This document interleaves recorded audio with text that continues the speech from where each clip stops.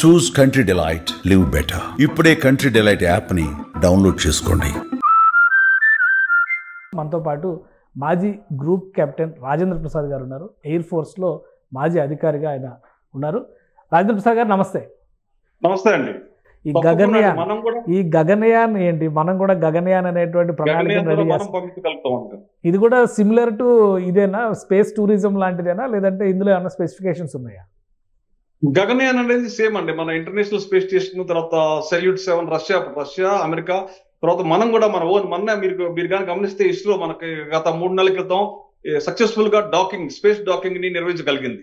మీరు వినే ఉంటారు వార్తల్లో. 3 నెలల క్రితం మన ఇస్రో మన నారాయణన్ గారు సక్సెస్ఫుల్ గా మనం స్పేస్ డాకింగ్ ని మనం చేయగలిగాం. అంటే ఆ స్పీడ్ మనం అటాచ్ కావాలి. నెక్స్ట్ స్టేజ్ ఏంటి? మనం స్పేస్ ఒక శాటిలైట్ పంపించి ఆ శాటిలైట్ లో ఒక లాబొరేటరీ పెట్టి ఈ డాకింగ్ ద్వారా మనం ఏం కావాలని మనం పంపించుకోగలం.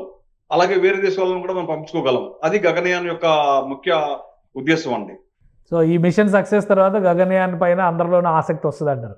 తప్పకుండా అండి. అనదర్ 10 years లో మనం కూడా మన ఓన్ స్పేస్ స్టేషన్ ని, గగనయాన్ని మనం అంతరిక్షంలో నిలిపి మన దేశం నుంచి ఇతర దేశాల నుంచి కూడా మనం పంపగలిగే స్థితికి మనం త్వరగా రాగలమండి. Right. Thank you Rajendra Prasad గారు విశ్లేషణ అందించినందుకు. సుమన్ టీవీలో మీ పర్సనల్ అండ్ బిజినెస్ ప్రమోషన్స్ కోసం కింది నెంబర్కి కాంటాక్ట్ చేయండి.